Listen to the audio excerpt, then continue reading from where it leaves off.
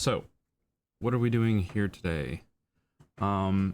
Today, what's going on is I am doing chapters and sections from Master Shots Vol.2 by Christopher Kenworthy. So, if you guys don't have this book, I highly recommend it.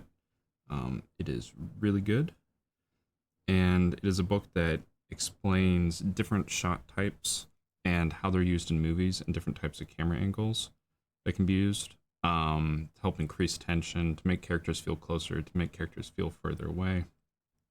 And so a warm-up challenge that I do sometimes, I used to do it more consistently, is combining different sections from the book and then doing a straight-ahead storyboard where I just storyboard, make a drawing about every 15 seconds for about 22 minutes.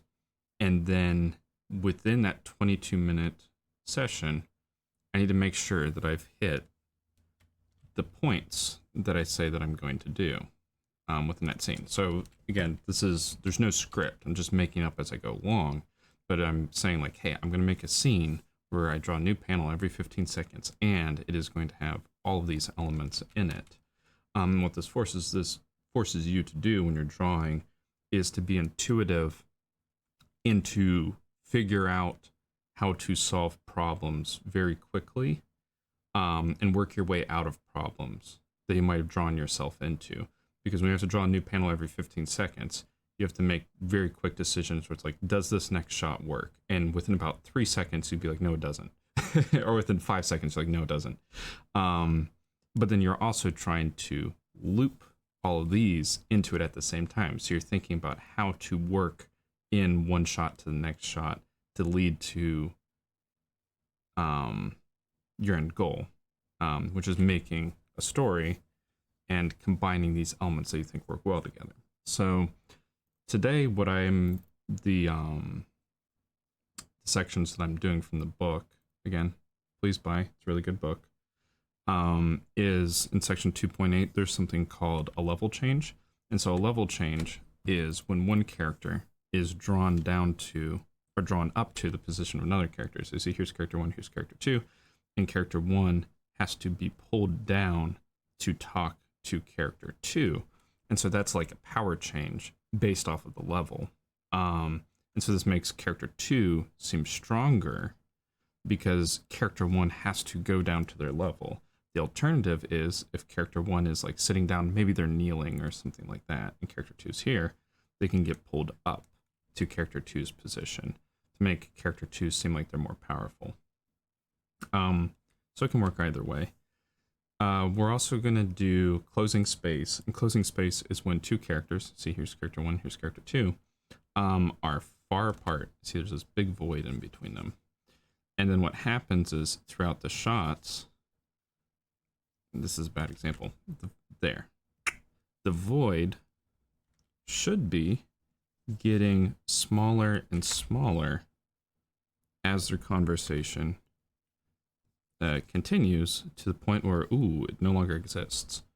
And so making sure that the closing space, trying to describe this, closing space shots are good for trying to build up tension in an argument where two characters may not at first seem angry at each other, but then as they're arguing and they realize their differences or something like that, they get closer and closer and it gets more and more intense. You could also use closing space for romantic scenes. You can use them for a whole bunch of different scenes. By the way, we're going to have a closing space shot in here. Clandestine shots, which is what we already have here in the storyboards that I forgot to record. They are shots where people are in a public space. So you see, here's the public space behind them. There's people walking about. And they can't talk to each other, or they can't look like they're talking to each other. So it's like when people are having secret conversations. This is used more in like spy movies or espionage films or political dramas or stuff like that. Dramas in general, where two characters are talking to each other. And if you notice, they're both facing the same direction so that they aren't making eye contact. A good way to make this seem extra secret is if there's like a foreground element. So maybe one of the characters' backs or something like that. That makes it a bit more obvious that it's like, hey, it doesn't look like they're talking to each other's faces or to each other's ears. But it's also still important to have the background elements to make sure that the audience knows that, hey, these guys are being exposed, are in a public space and could be exposed. So there's that little threat looming over them. Unfortunately, in the scene that I did, when I tried to do this, I forgot to make it public enough. So that's on me. Doorway angles is a power struggle when one character is trying to get into another location, and you can use doorways to create tension because a character has to hop in from one world to another world. Because, you know, each room in a movie or even in real life is a new setting, it's a new scenario, and you don't know what's in it. And so there's always tension when a character has to go from one room to another room, because what's in there? Maybe there's, you know, a plot device. Maybe there's someone they want to meet.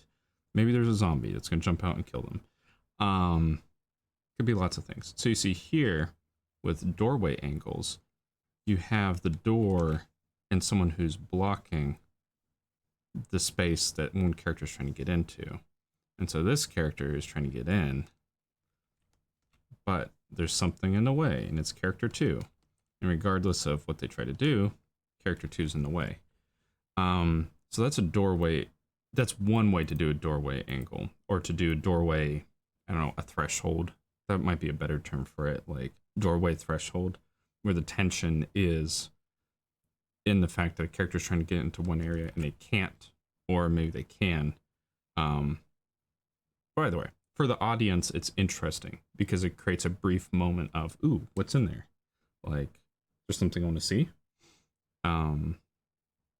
Yeah. So either way, the scene also, you may notice that this isn't nearly an Academy ratio. And the explanation for this as to why I'm doing it is 2.35 to 1. Like, this is vaguely 2.35 to 1 aspect ratio. They're nice, but the thing is you don't get any of this vertical space. And so it forces you to make everything really wide. And it also requires you to keep characters on basically the same plane all the time, which is really boring. You can't use vertical space. And so some part of the reason why I use Academy ratio in warm-ups, I don't always do it, but sometimes I do, is because I get to play with, you know, you can have it seen like this, where a character's talking to someone up there, and you can still have a whole bunch of things going on in the background over here. However, if you were to do this and, you know, your CinemaScope ratio, it's like, you know, you can't really get that same sense without pulling the camera really far back. So here's two characters talking, someone's on a scaffold or something, and someone's here. And like, yeah, that's cool, but now you got this whole freaking space over here, which I guess you could do a lot of neat things with it.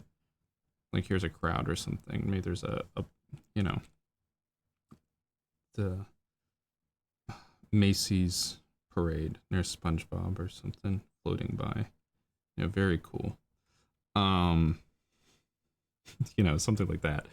But you're forced to make the composition bigger than you need to. But in an Academy ratio or a square ratio, you're not really forced to do that. You can kind of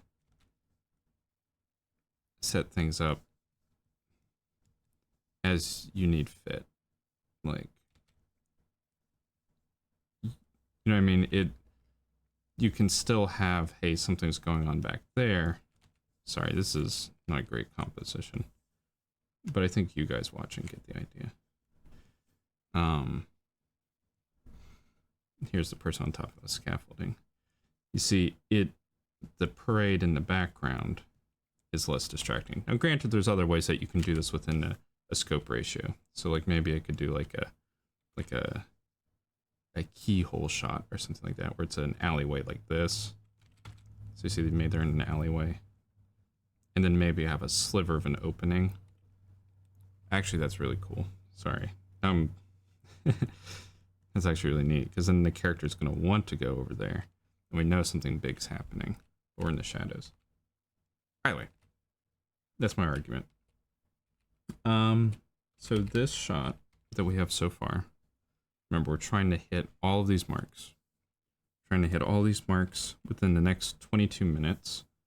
Because part of straight ahead storyboarding is that you draw a new panel about every 15 seconds.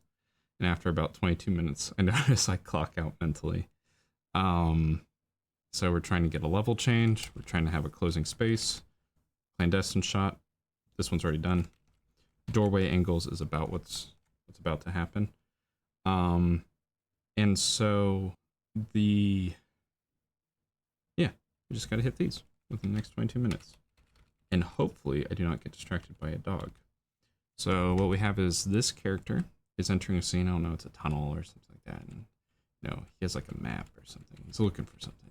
He's walking, and the camera outpaces him. So then that way, that motivates him to speed up a little bit. And ooh, there's a person on the bench. You see someone there. Sits down. It's raining outside. He's like chatting. Guy says something. Guy says something back. Guy says something. Guy looks because he knows he's about to say something risky. He's like, I want to see him. The guy, the important figure. He's like, oh. I'm going to make him do something. He has to do something interesting.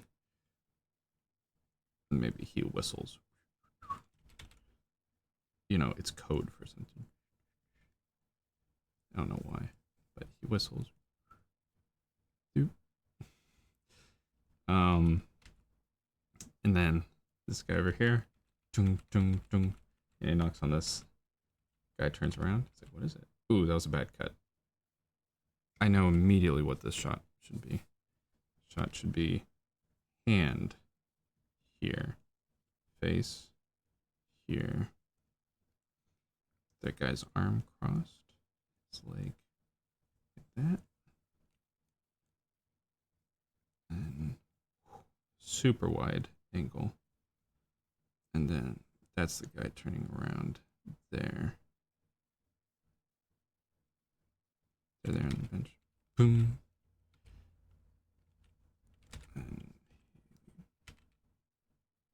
oh, he's confused. Got that shot.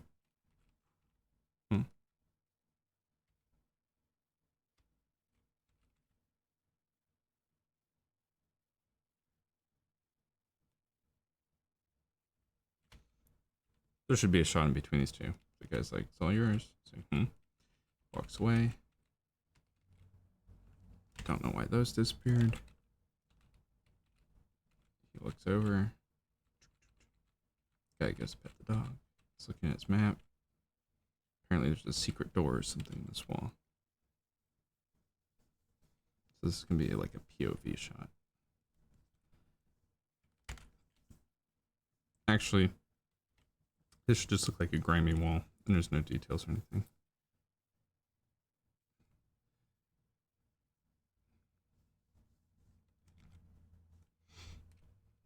So then that way we can cut back to his reaction. He should be confused a little bit. All right, that being said, it is time to start another drawing session. Going straight ahead, and yeah, that'll be the plan. So we can do straight ahead storyboarding for this next scene. So let's see, we are 92 panels in. I kind of cheated because I just added 2 more. Oh, hey Steve. Sorry, missed you. I wasn't looking in the chat. Yeah, I'm about to do another storyboarding session where I hit all these requirements. Man.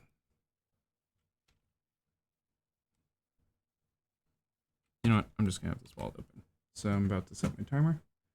Take a swig of coffee first. All right.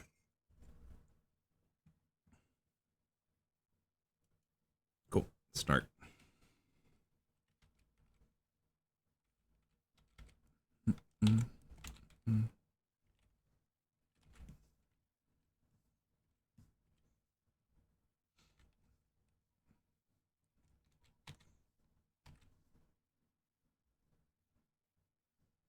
He's looking back.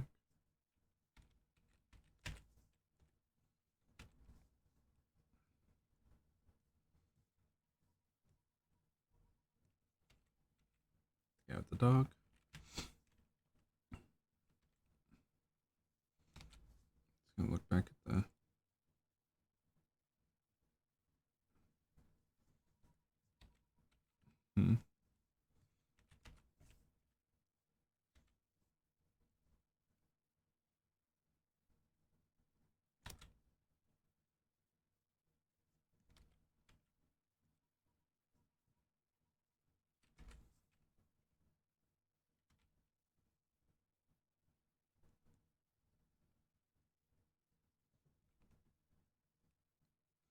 What does he see? The doorway should be open.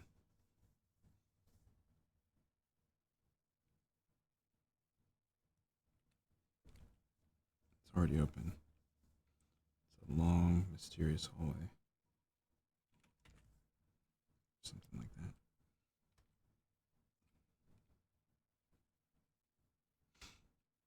I mean, there's a guy with a gun. You know, right at his face. Nah, that's a little too much. Actually, maybe not.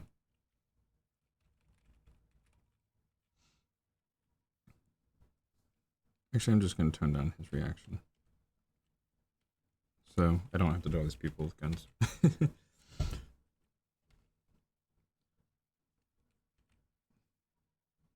Oh, there should be something happening down the hallway. Ooh, okay, yeah. All right, that'd be cool. So there needs to be something that's luring him in. You know what I mean? So like we need to be able to see people down the hallway. There's something going on down there. There's something exciting.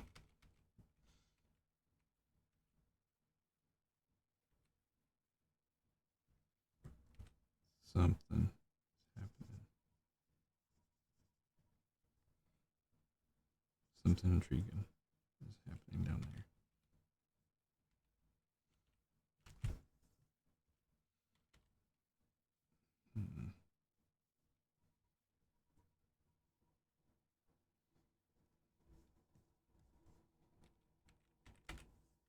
Why does one eye droop?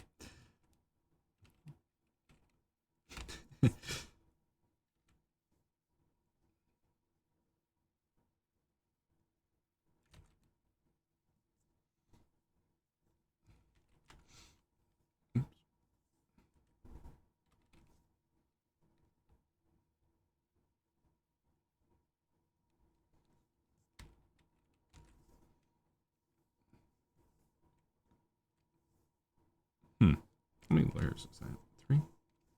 Oh, this guy's on layer B. Explains it. Is that he's gonna.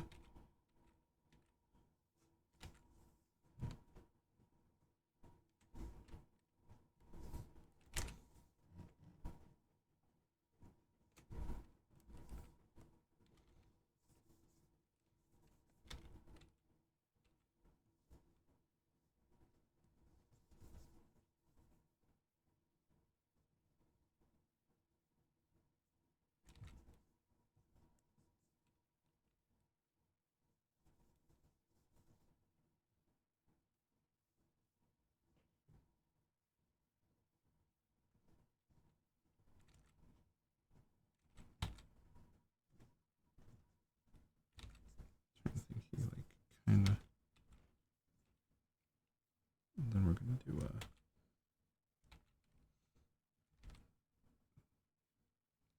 gonna push down the hallway. So.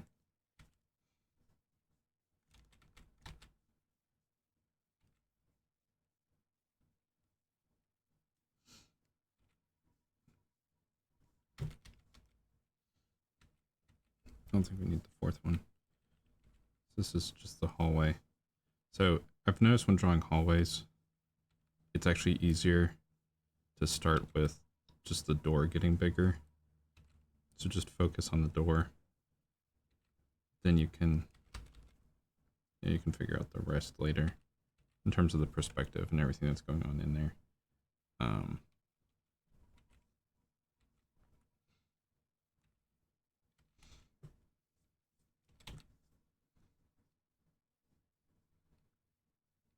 He's being drawn into a new world.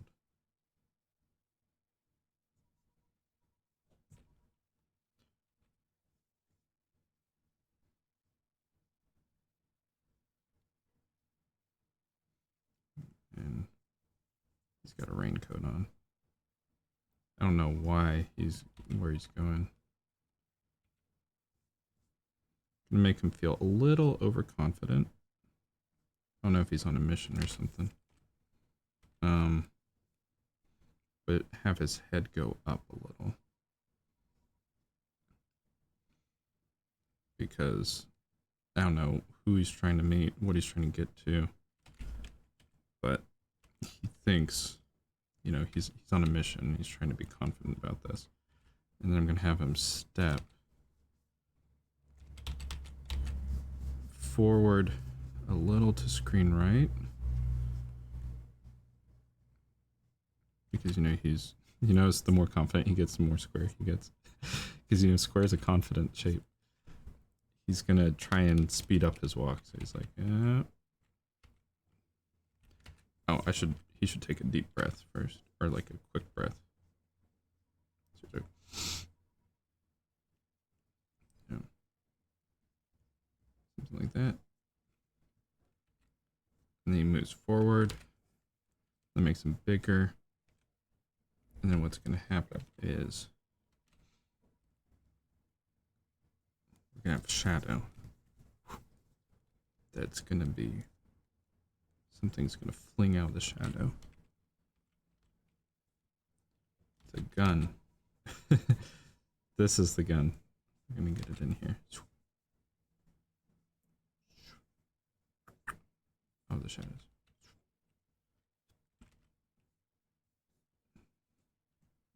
I'm going to put it here.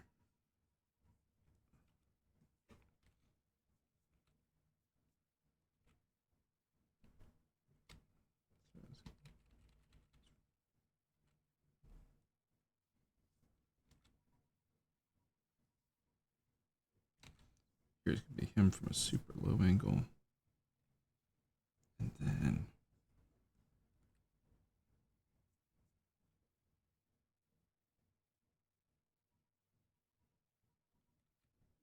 what should our final shot be? I don't like this. I don't like this shot at all.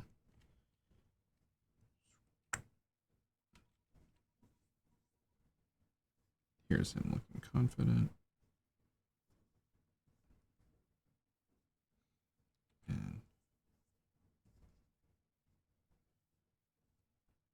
And here's the gun.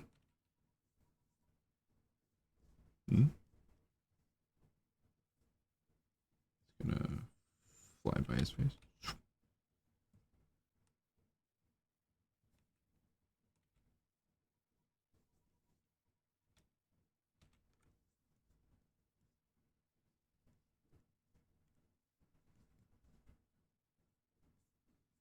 Maybe this is Julius's character. Maybe this is Reslayer. He's gonna bring a yo-yo out too.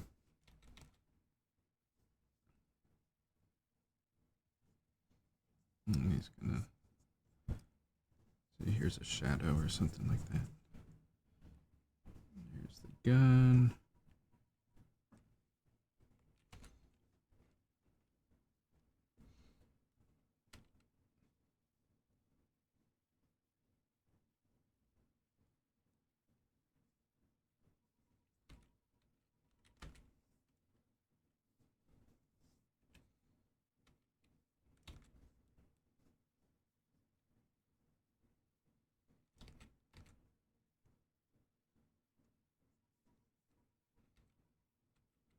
Yeah, this kind of shot.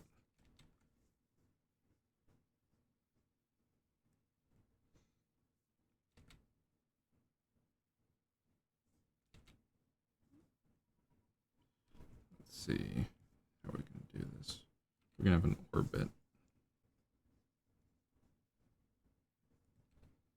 In this orbit, it's gonna force him onto screen left. The gun is going to be over here.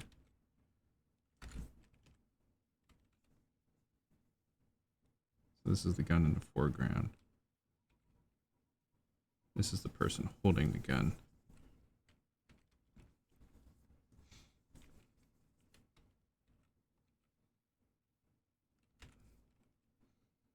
This is the gun still in the foreground.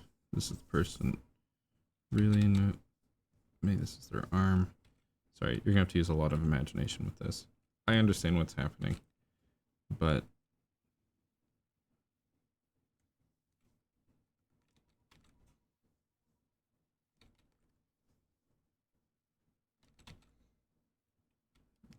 So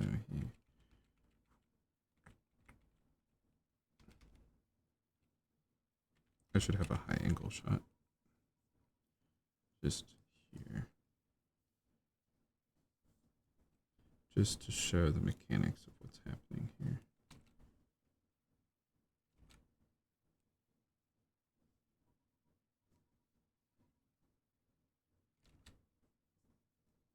This is the person with the gun. This is them circling with the gun.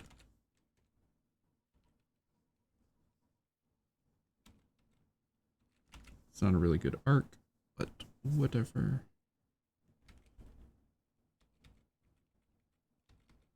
So that's there. Really, this shot should be angled so that matches that.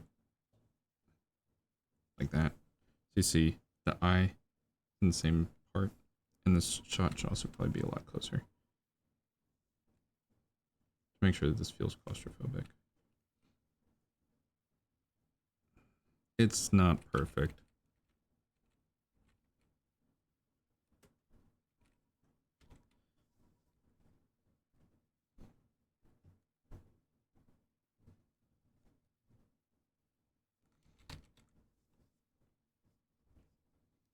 It is not perfect at all, but got the gun in the foreground, got the room there.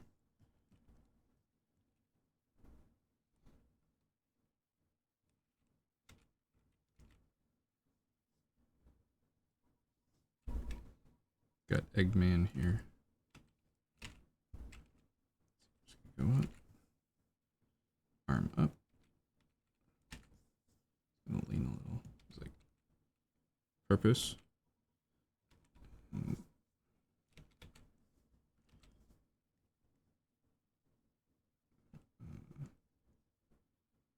Guys, like, see, this is one of those shots where it'd be difficult to have the gun in the foreground. It might work, but I feel like it might be better to not have it in the foreground, so it feels like he's more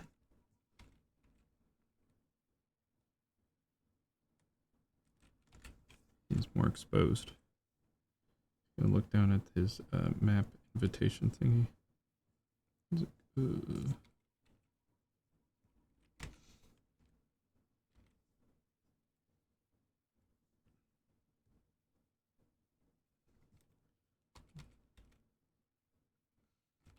This guy's gonna be like,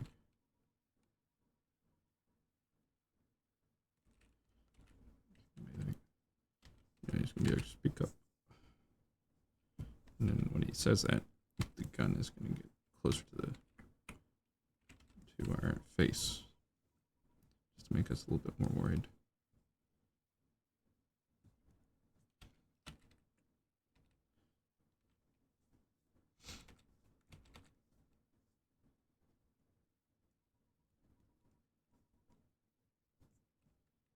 Oh, now we can have the gun enter the foreground. See? It's a good thing a couple seconds ago I said to not have it in the foreground, so that now we can have it in the foreground. The perspective on this is bad.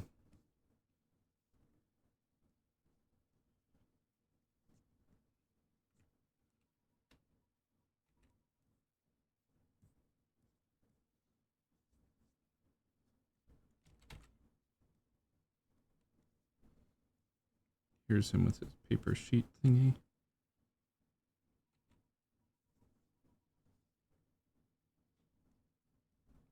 And he's going to start reading it off.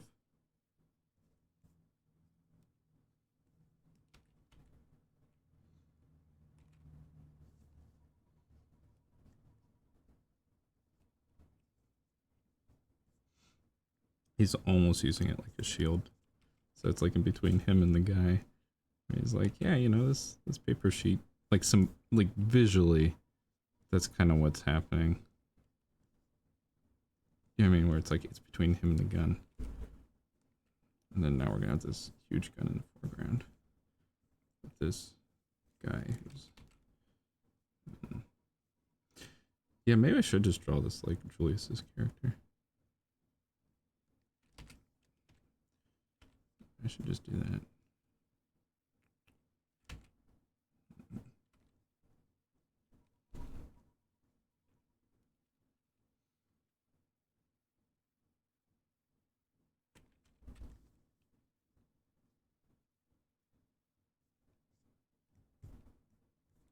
He lifts the gun up. We're gonna have this moment where the guy with who's nervous. Put the paper. See what's the proper angle for this. I'm trying to figure it out.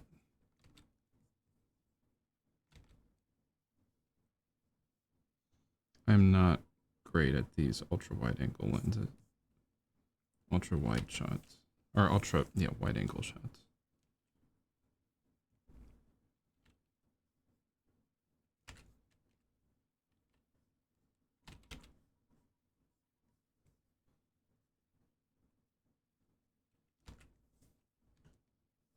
Have to do something like that.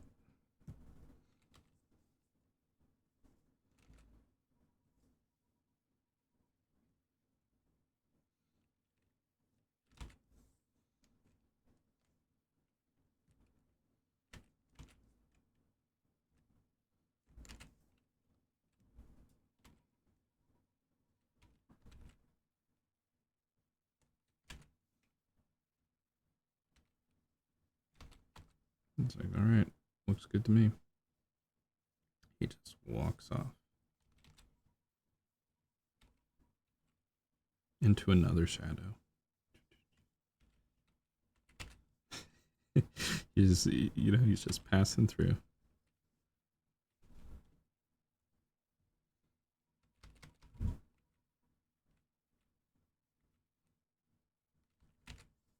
Enigma. True mystery.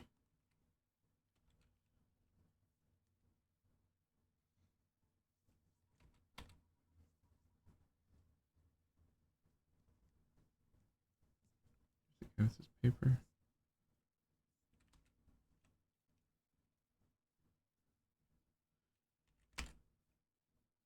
He's just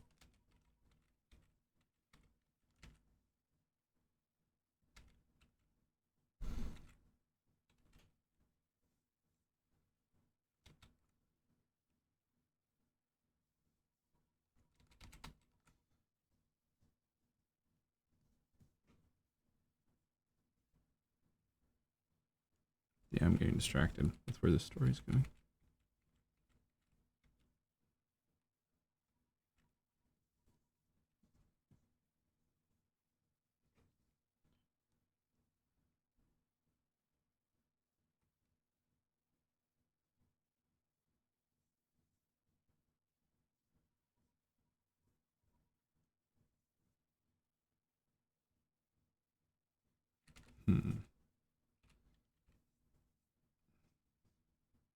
So now he's reconsidering.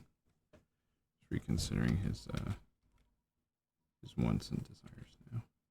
Because that spooked him. Now it's like, all right, do I really still want to go down that hallway?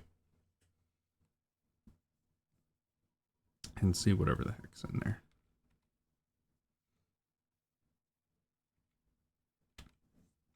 An extreme close-up.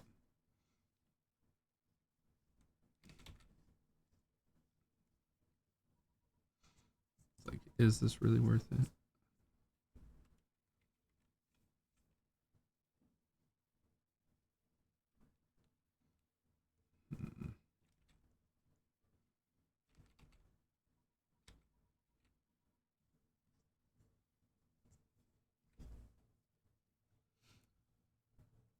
Okay. I'm going to pause the timer for half a second. So let's see.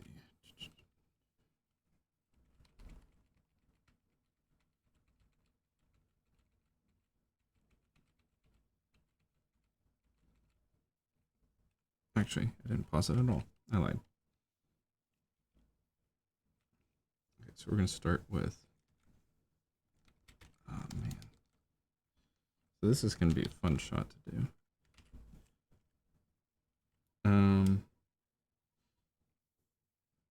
Yeah, okay. So this is actually going to go into 3 drawing sessions. This is not what I expected to happen.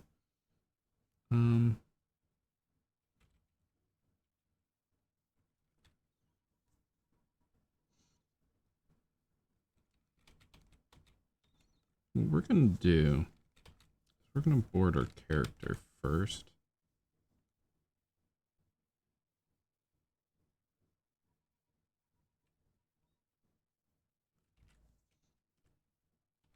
Like, I'm trying to think how this is going to work. I think we're going to board him first. Like, entering into this room.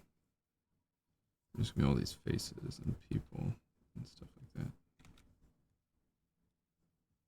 And, you know what? I'm just going to... Screw it. I'm just going to really rough thumbnail this.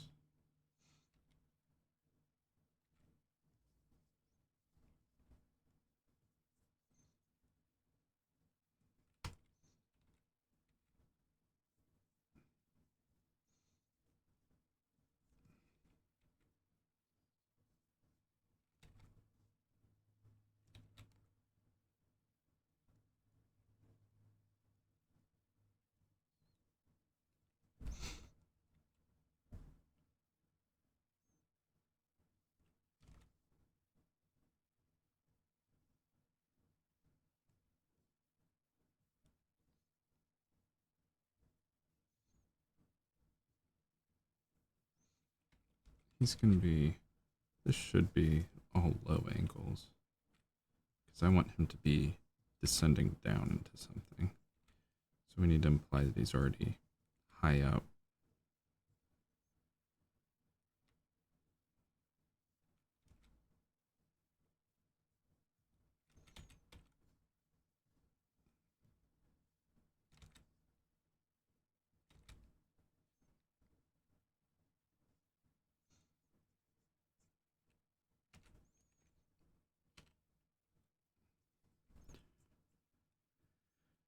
People in the background and stuff like that.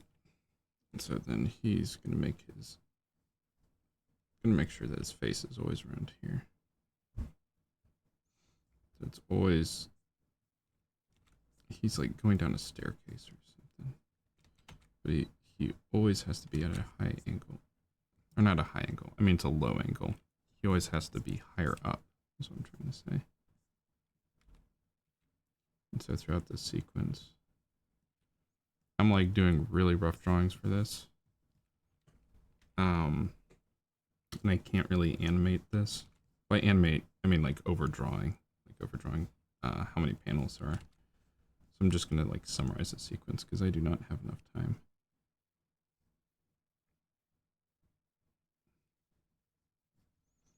So there's the people we saw earlier. There's people there. He's descending down a staircase into some sort of... So he's descending. Make sure he has his paper. Descending.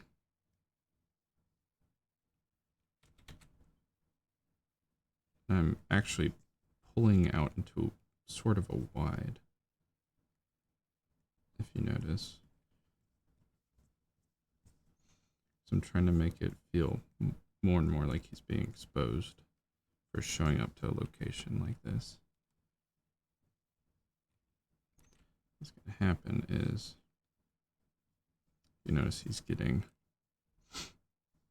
lower into the frame because I want the audience, as they start to look at him, they start to notice him, I want their expressions to feel more powerful and intimidating than his confidence to enter here. That makes sense. So like as we're going down, the camera's getting further away to make him feel more exposed for being at such a location like this. So what's going to happen is he's going to get smaller and smaller until, like, look at this. He's now going to have people everywhere noticing him. Here's him with his little paper.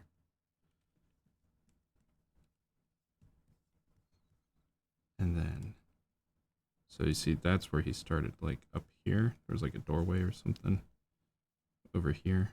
So he came up, went down the staircase. And then the level change. We're going to do a vertical level change. Maybe. Well, of course it's a vertical level change. I mean, I'm saying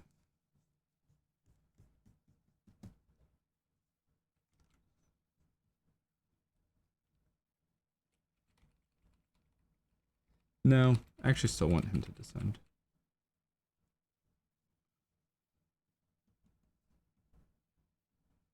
So here's the crowd behind him.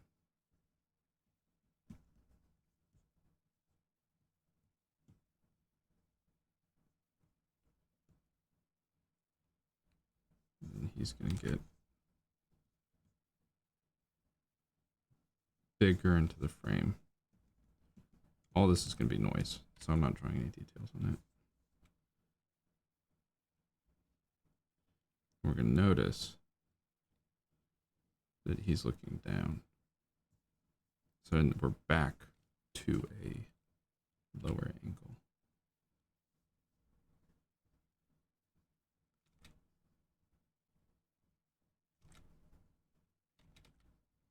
He's nervous. Maybe a little too nervous. If he's too nervous, then there's no contrast. So he can't be too nervous. His expression needs to be contrasting with the emotions of the background, because the background, if people don't have confidence in him, if it doesn't look like he has confidence, then that doesn't mean anything. So he needs to at least be pretending. So here he is. He's like, he's vaguely confident. Anyone can tell he's not, but he's got to be at least feigning it. And then what we're going to have is, boom, surprise, a hand comes out of the foreground. So we're pushing the depth. So a hand is going to be like, maybe it's a clawed hand. I don't know what it is. It's some sort of foreground element. So you see what we went from long lens to pulling back to a wider shot into like a wider kind of lens to capture all these expressions and to see how small he is. And then we kind of flatten the space, and then we add interest by then having a foreground element. So now this foreground element makes this exciting, and we're kind of maybe getting back into a longer lens. Maybe not, I don't know, whatever. We need to have this hand gesture, like, you know, hey, we're all good friends here. I don't know, maybe this is some sort of like deal with the devil situation. And he looks down. And he, what does he do? He looks back.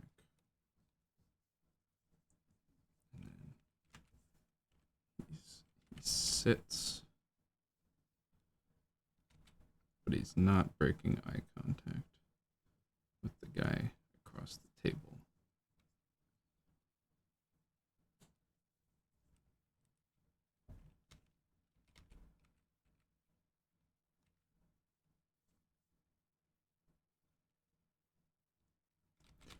Oh, hold on. This needs to be a little more interesting.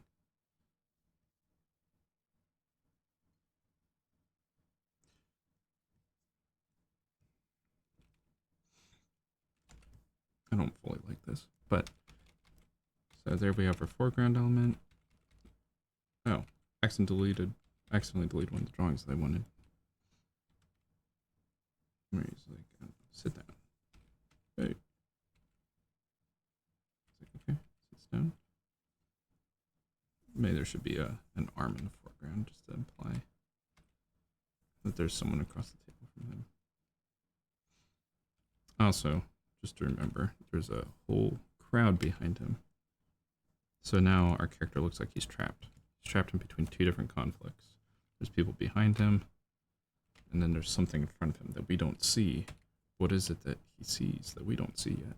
It's a mystery. And I don't know what the reveal is, because I'm writing this as I go along. I could cut to like an extreme wide. Like, he's at a table. Yeah, because again, I'm making this up as I go along. What's the reveal? What does he see across the table? Maybe he sees a whole bunch of... You know, this is a big reveal. We've been setting this up for several minutes. Maybe he's at like some sort of table. You know, this is like an evil game of poker or something like that, where it's like all aliens or demons or something like that. And so maybe there's a person across the table who's like a monster, and there's other monsters and stuff like that across the table. And maybe there's a big set of eyes just watching him. Something like that. And maybe there's arms, you know. Arms there. So like we're just building up this huge reveal as to like, where is this guy? What is he doing? Like, what underground business is he going into? And then of course, this would not work without low lighting, because every spooky scary scene has low lighting. Everybody knows that. So the light source needs to be spooky. I'm just gonna make sure that that's clear in this. Again, these are thumbnails, so we really don't need all this.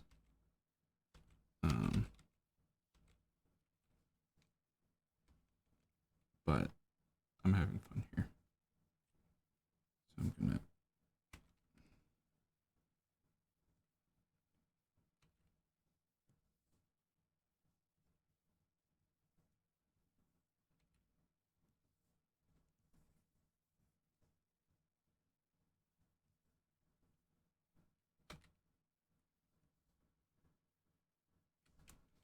I feel like this shot should be further back.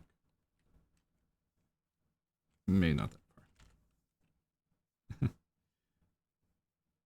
Or maybe a little different.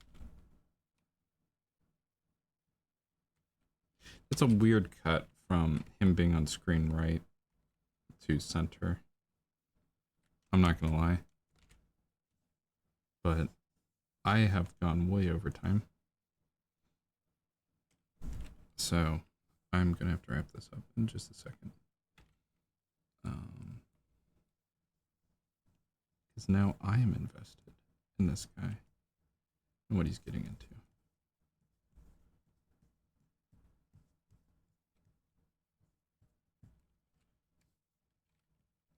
Maybe I just need him to be really, really far away. Like super far away.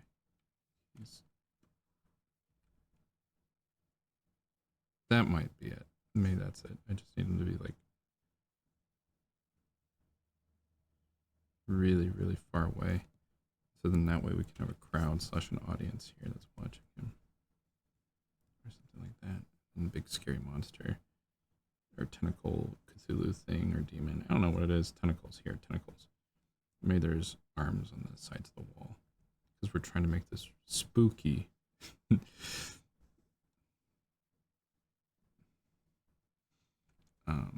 Yeah, the perspective on this, I didn't really fix it or adjust it. Something kind of like that. Yeah, so let's do a run through. Briefly, after I put the shading on this. We have that. Light source. Light source. Light source. Just copy that light source.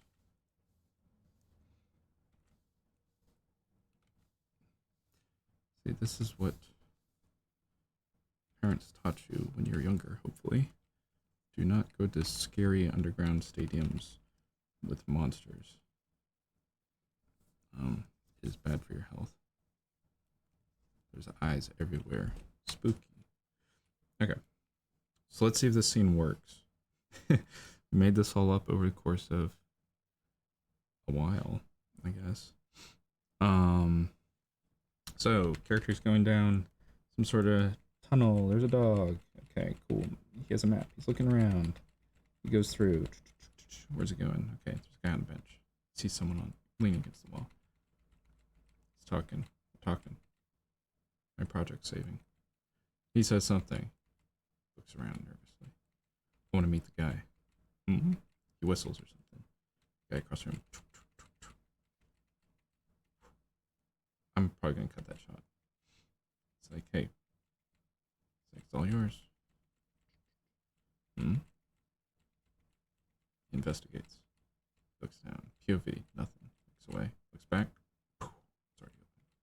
Very weird. He goes in. The camera pushes in. He has confidence. Someone comes out. Guy's like, blah, blah, blah, blah, blah. He's like, speak up. Alright, you're good. Sees him disappear into the shadows. Looks ahead. Does he really want to do this? Is it really worth all this? He's gonna go anyways. Hold up. We need an extra drawing there. We need a drawing where he's not in there. Because he's crossing a threshold. He enters. People. Camera is closer to him, so we gather his emotions, and he's at a higher point. As he goes down, we're pulling back so that we can read the expressions of people looking at him and maybe mocking him. And so now it's him against this whole room. But then now as he gets closer, it's him against something we don't see. Hand comes into the foreground, that increases the depth and adds curiosity. What is this? He sits down. We still don't know what it is. Boom, big reveal. He's in a scary situation. Got the crowd behind him. We got some sort of weird monster in front of him. We got me accidentally clicking Control Z. Got all this. All right, and we hit all the goals. We got level change. That happened. We got closing space. That was him descending down the staircase. We got the clandestine shot, which could have been improved if it had characters in the background to make it more obvious it was in public. And the doorway angle was the guy with the gun. It wasn't a traditional doorway angle, but it was still someone blocking him from getting to his destination, the threshold between one location and another, or one scene and another. So it operated as a doorway angle, even though it wasn't the same as a traditional like doorway interaction. Alrighty, thank you very much for listening. I wish I'd recorded the first half, but by the way, the second half is all here. So, right. I am going to go do work. Have a great rest of your day. Bye.